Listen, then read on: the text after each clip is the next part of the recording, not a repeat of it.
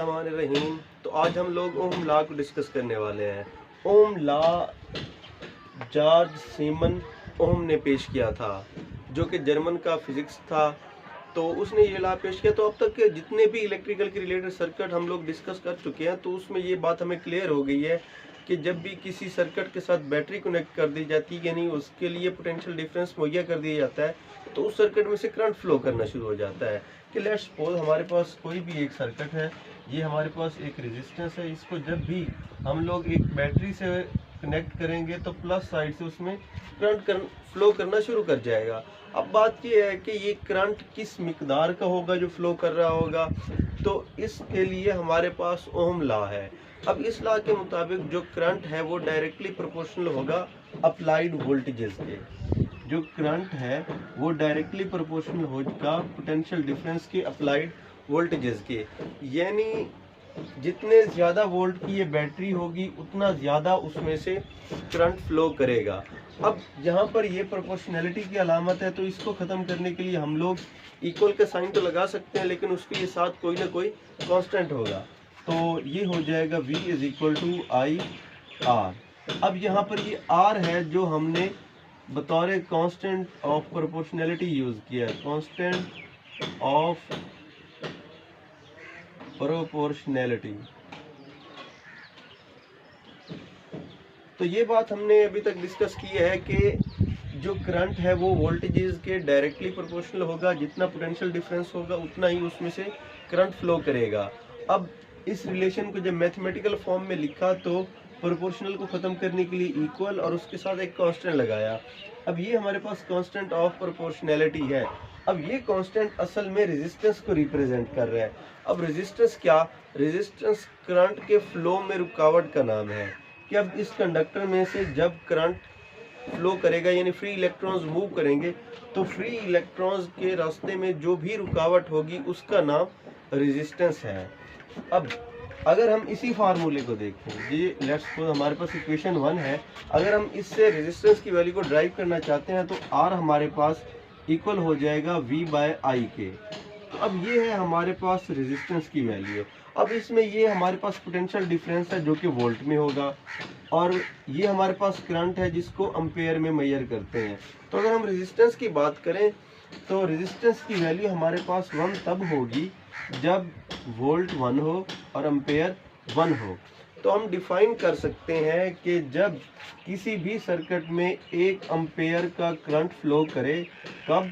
जब उसके साथ 1 वोल्ट का पोटेंशियल डिफरेंस दिया गया हो।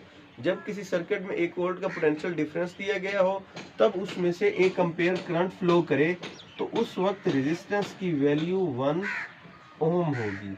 अब ये ओम इसका यूनिट है कि अगर हमारे पास पोटेंशियल डिफरेंस वोल्ट में हो और करंट एम्पेयर में हो तो रेजिस्टेंस की वैल्यू हमारे पास ओम में आती है।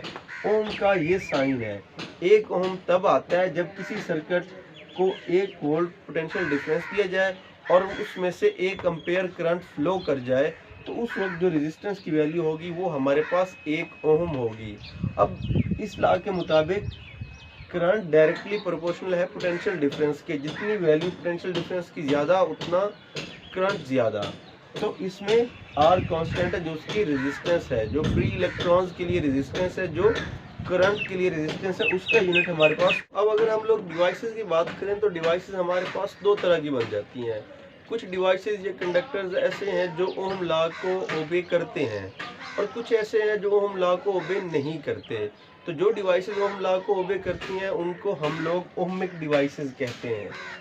ओहमिक डिवाइसेस ऐसी डिवाइसेस जो ओबे कर जाएं ओहम लॉ को, और नॉन ओमिक ऐसी डिवाइसेस जो ओहम लॉ को ओबे। तो अगर हम लोग बात करें ओमिक डिवाइसेस की, तो ओमिक डिवाइसेस जिनके लिए रेजिस्टेंस कांस्टेंट रहेगी। अब रेजिस्टेंस की अगर हम लोग बात कर रहे हैं तो ये बात क्लियर करनी पड़ेगी कि रेजिस्टेंस जब हम ओम लॉ को स्टडी करेंगे तो उसके लिए जब रेजिस्टेंस की बात करेंगे तो इस पर टेम्परेचर का इफेक्ट नहीं होना चाहिए। उस सूरत में तो ये कांस्टेंट रहेगी। लेकिन अब चूंकि हम रियल टाइम की बात कर रहे हैं ohmic devices non ohmic devices की, तो इसमें टेम्परेचर इन्वॉल्व हो जाएगा। अब देखते हैं कि लेट्स सपोज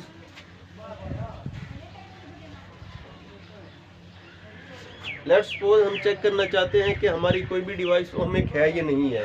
अगर तो वो डिवाइस हमारी ओहमिक हुई तो उसका क्या है कि हमने बात कर रखी है, उसकी जो रेजिस्टेंस है वो कांस्टेंट आएगी। अब अगर हम लोग ग्राफ ड्रा करते हैं कि रेजिस्टेंस कांस्टेंट है, बाकी हमारे पास V is equal to IR, अगर वो ओहमिक है तो रेजिस्टेंस कांस्टेंट हो जाएगी, बाकी I और V बच जाएंगे। तो इनके लिए अगर हम लोग ग्राफ प्लॉट करते हैं तो हमारे पास x एक्सिस पर उसका पोटेंशियल डिफरेंस यानी वोल्टेज है और y एक्सिस पर हमारे पास करंट है। अब जब तक उसके रेजिस्टेंस कांस्टेंट है यानी वो ओहमिक काउंट होगी, तो उस सूरत में जो उसका ग्राफ है वो बिल्कुल स्ट्रेट लाइन होगा। इसका मतलब ये है कि इन दोनों की वैल्यू प्रोपोर्शनल में बढ़ रही है, डायरेक्टली प्रोपोर्शनल में, और जो R है वो कांस्टेंट है। जब R कांस्टेंट है इसका मतलब ये हमारे पास ओहमिक डिवाइस है। अब कुछ डिवाइस ऐसी हैं जो नॉन ओहमिक है, मतलब ओम लॉ को फॉलो नहीं करेंगी। उनके लिए क्या होगा कि रेजिस्टेंस की वैल्यू चेंज हो जाएगी। अब लेट्स सपोज हमारे पास कोई भी फिलामेंट का बल्ब है, तो अब फिलामेंट बल्ब है तो वो नॉन ओहमिक है। अगर हम उसके ग्राफ को स्टडी करते हैं तो उसके लिए जो ग्राफ बनेगा वो कुछ इस तरह का हो जाएगा। अब उसी तरह है कि हमारे पास x एक्सिस पर इसका पोटेंशियल डिफरेंस है और y एक्सिस पर उसका करंट है। अब जब हम लोग इसके लिए ग्राफ बनाएंगे तो इसका ग्राफ कुछ इस शेप का बन जाएगा। अब अगर इस ग्राफ को ऑब्जर्व करें तो जो शुरू का हिस्सा है इसमें ये स्ट्रेट लाइन ही थी, यहाँ से आगे ये बेंड होना शुरू हो गई। स्ट्रेट लाइन कुछ ऐसे जानी थी लेकिन इसमें कर्व आ गया। तो अब जैसे कर्व आया इसका मतलब है इस हिस्से के बाद जो रेजिस्टेंस थी वो कांस्टेंट नहीं रही। जब कांस्टेंट नहीं रही तो हम कह देंगे कि ये नॉन ओहमिक डिवाइस है। तो फिलामेंट बल्ब जो है वो एक नॉन ओहमिक डिवाइस है। अब इसके शुरू में कैसे कांस्टेंट है?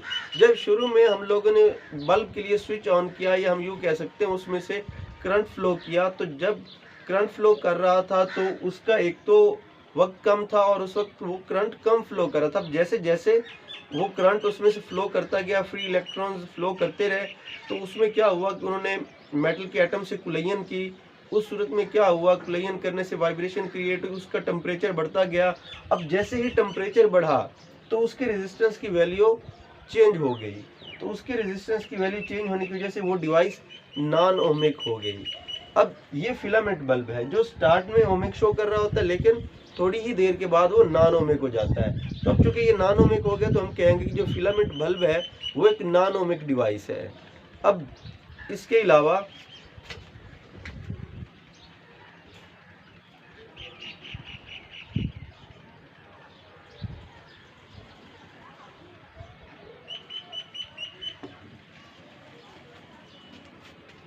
सेमीकंडक्टर डायोड है। सेमीकंडक्टर डायोड भी नॉन ओहमिक डिवाइस है। अब अगर हम यही ग्राफ सेमीकंडक्टर डायोड के लिए बनाएंगे तो उसी तरह है कि x एक्सिस पर हमारे पास उसका पोटेंशियल डिफरेंस और y एक्सिस पर उसका करंट है। अब जब ये ग्राफ हम बनाएंगे सेमीकंडक्टर डायोड के लिए तो इसकी शेप कुछ इस तरह की होगी। अब इस ग्राफ से हमें क्लियरली नजर आ रहा है कि ये ग्राफ जो है ये स्ट्रेट लाइन का नहीं है, मतलब इसमें रेजिस्टेंस कांस्टेंट नहीं है। जब इसमें रेजिस्टेंस कांस्टेंट नहीं है तो इसका मतलब है ये ओम लॉ को फॉलो नहीं कर रहा, तो ये भी नॉन ओहमिक है। ऐसी डिवाइसेस जो ओम लॉ को फॉलो करेंगी इसका मतलब ये है कि उनकी रेजिस्टेंस कांस्टेंट होगी, उनका ग्राफ कुछ ऐसा होगा। तो ये डिवाइसेस हमारे पास ओहमिक डिवाइसेस हैं, ओहमिक डिवाइसेस हैं जिनका ग्राफ स्ट्रेट लाइन का है या जो उनकी रेजिस्टेंस है वो थ्रू आउट कांस्टेंट रहती है। ये हमारे पास फिलामेंट बल्ब है। अब इसको हम लोग ऑब्जर्व कर चुके हैं कि इसका जो टेम्परेचर इफेक्ट की वजह से उसके रेजिस्टेंस की वैल्यू चेंज हो जाती है। इसका मतलब ये नॉन ओहमिक है। अब फिर हमने इसी ग्राफ को स्टडी किया है सेमीकंडक्टर डायोड के लिए। सेमीकंडक्टर डायोड के लिए तो इसको हमें देखने से ही पता चल रहा है कि जो इसका ग्राफ है वो स्ट्रेट लाइन नहीं है। तो इसका मतलब क्या हुआ कि इसकी रेजिस्टेंस कांस्टेंट नहीं है, इसका मतलब ये भी नॉन ओहमिक है, नॉन ओहमिक। तो अगर हम लोग इतने हिस्से को समराइज कर लें तो ओम लॉ के मुताबिक जो करंट है वो वोल्टेज के डायरेक्टली प्रोपोर्शनल है। इस सूरत में उसका रेजिस्टेंस कांस्टेंट होनी चाहिए। तो ये रिलेशन हमारे पास आ जाता है V is equal to I R का। इसमें रेजिस्टेंस हमारे पास असल में रुकावट है, रेजिस्टेंस है उस करंट के फ्लो में जिसका यूनिट ओम है। और 1 ओम हमें तब मिलता है जब किसी कंडक्टर या किसी सर्किट जिसको 1 वोल्ट पोटेंशियल डिफरेंस दिया हो और उसमें से 1 एम्पियर करंट फ्लो करे, तब उसकी जो रेजिस्टेंस होगी वो 1 ओम होगी। 1 वोल्ट 1 एम्पियर पर उसकी रेजिस्टेंस 1 ओम होगी, जो इसका यूनिट है। इसके बाद हमने बात की है ओमिक और नॉन ओमिक की। ऐसी डिवाइसेस जो ओम लॉ को ओबे करें वो ओमिक डिवाइसेस हैं, उनका ग्राफ स्ट्रेट लाइन का होगा, यानी रेजिस्टेंस कांस्टेंट है। और ऐसी डिवाइसेस जो ओम लॉ को ओबे ना करें उनका ग्राफ स्ट्रेट लाइन का नहीं होगा बल्कि कर्व होगा। इसका मतलब है उनकी रेजिस्टेंस कांस्टेंट नहीं है।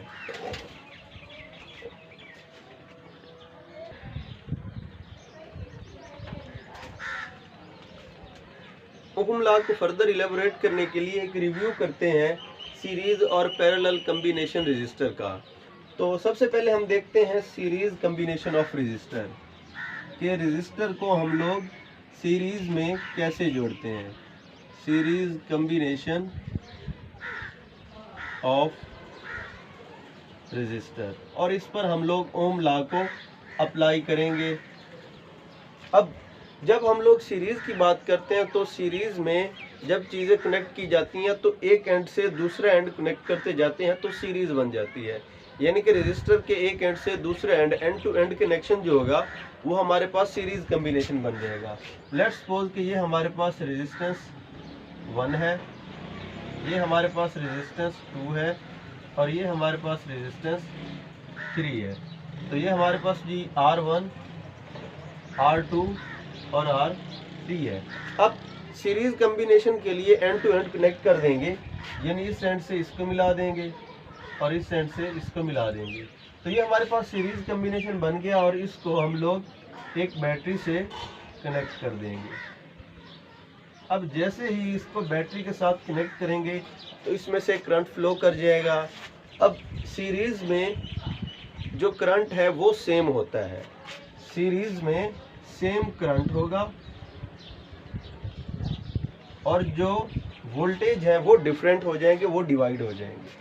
कि लेट्स सपोज यहाँ पर है वोल्ट हमारे पास 3 वोल्ट टोटल। अगर ये रेजिस्टेंस एक ही वैल्यूज की है, सेम है, हो सकता है यहाँ पर 1, यहाँ पर 1 और यहाँ पर 1 वोल्ट हो। तीनों को कंबाइन करेंगे तो हमारे पास ओवरऑल सेम आ जाएगा, यानी यहाँ पर V1, यहाँ पर V2, यहाँ पर V3। तो अगर हम लोग इनकी इक्विवेलेंट रेजिस्टेंस फाइंड करना चाहें तो हम इसी चीज़ को देखेंगे कि अब इनमें करंट सेम है लेकिन वोल्टेज डिफरेंट है। यानी कि अगर हमने ये इक्विवेलेंट वोल्टेज फाइंड करनी हो तो ये कैसे आएगी, V1 plus V2 plus V3। हम लिख सकते हैं V equivalent is equal to V1 plus V2 plus V3। तो अब हम ओम लॉ से पढ़ चुके हैं कि V इक्वल है हमारे पास आई आर के, यानी यहाँ पर आ जाएगा आई आर इक्विवेलेंट। अब यहाँ पर क्या लिखेंगे, आई R1, यानी जो R1 इस रेजिस्टेंस से करंट फ्लो कर रहा है वो आ जाएगा। अब इसका करंट और इसका करंट वो तो सेम है, तो इसलिए यहाँ पर भी I लिखा जाएगा, यहाँ पर भी IR2 हो जाएगा और यहाँ पर भी IR3 हो जाएगा, क्योंकि करंट सेम है, जस्ट रेजिस्टेंस डिफरेंस है। अब ये करंट भी सेम हुआ, ये करंट भी सेम हुआ, तो यहाँ से हम लोग करंट को कॉमन ले सकते हैं, तो आ जाएगा R1 plus R2 plus R3। तो ये हो जाएगा आई आर इक्विवेलेंट। तो ये कट जाएगा, आई से आई कट जाएगा, तो जो R इक्विवेलेंट हमारे पास आ गया है वो है जी R1 plus R2 plus R3। तो सीरीज कॉम्बिनेशन रेजिस्टर का जब होगा उसके लिए इक्विवेलेंट रेजिस्टर हम इस फार्मूले से फाइंड आउट करेंगे। लेट्स सपोज कि ये हमारे पास है 2 ओम, ये है 2 ओम और ये भी है 2 ओम। तो फार्मूले के मुताबिक R1 की वैल्यू आ जाएगी 2 प्लस 2 इक्वल हो जाएगा 6। तो इनकी इक्विवेलेंट रेजिस्टेंस 6 बन जाएगी। तो ये सीरीज कॉम्बिनेशन है रेजिस्टर का। अब हम बात करते हैं पैरेलल कॉम्बिनेशन की।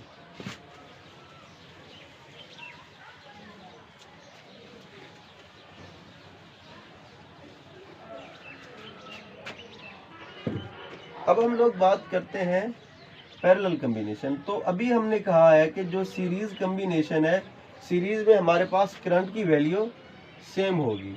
अब जब पैरेलल कॉम्बिनेशन की बात करेंगे तो पैरेलल कॉम्बिनेशन में हमारे पास वोल्टेज सेम होगी। अब जब पैरेलल का सर्किट बनता है तो इसमें क्या होगा कि लेट्स सपोज उसी तरह हमारे पास 3 रेजिस्टेंस है, तो जितनी भी रेजिस्टेंस हो उनकी एक साइड आपस में कनेक्ट कर दी जाए। लेट्स सपोज जो उनकी लेफ्ट साइड होगी सबकी वो एक के साथ कनेक्ट हो जाए और उनकी जो राइट है वो आपस में कनेक्ट कर दी जाए। तो इस तरह जो हमारे पास कॉम्बिनेशन बनेगा उसको पैरेलल कॉम्बिनेशन का नाम देते हैं। ये हमारे पास R1 है, ये R2 है और ये R3 है। अब इसको जब भी किसी बैटरी के साथ कनेक्ट किया जाएगा तो इसमें से ऑटोमेटिकली करंट फ्लो शुरू हो जाएगा। अब हमने कहा है कि सीरीज में करंट सेम होता है और पैरेलल में वोल्टेज सेम होगी लेकिन करंट डिवाइड हो जाएगा। मतलब जो वोल्ट यहाँ पर है यहाँ पर भी वही वोल्ट, यहाँ पर भी और यहाँ पर भी। पैरेलल में वोल्टेज सेम होती है तो हम लिख सकते हैं सेम वोल्टेज।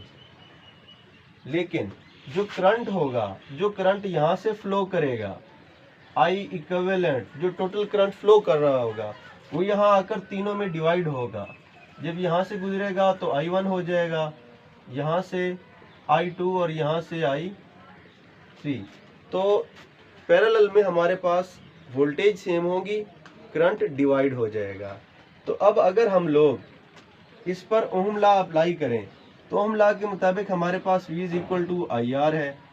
अब चूंकि करंट वोल्टेज तो सेम है, अब हम देख रहे हैं कि जो करंट है वो किस तरह डिवाइड हुआ है, तो हम इसको रैंक कर लेते हैं करंट के लिए। I = V/R। तो अब ये है हमारा ओवरऑल करंट, यानी I इक्विवेलेंट ये इक्वल किस तरह हो जाएगा, I1 + I2 + I3, I1 + I2 + I3।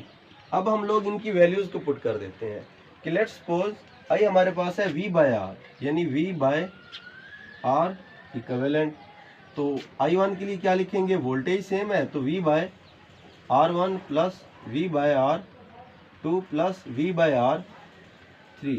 उसी तरह इनमें से वोल्टेज कॉमन आ जाएगी तो ये हो जाएगा 1/R1 + 1/R2 + 1/R3। यहाँ पर है V/R इक्विवेलेंट, तो वोल्टेज से वोल्टेज कट गया, बाकी हमारे पास बचेगा 1/R equivalent = 1/R1 + 1/R2 + 1/R3। तो ये है पैरेलल कॉम्बिनेशन के लिए फार्मूला। बहुत शुक्रिया, आज का टॉपिक कंप्लीट हुआ। अगर किसी को कोई भी इशू है तो आप लोग हमसे कमेंट सेक्शन में पूछ सकते हैं। अल्लाह हाफिज़।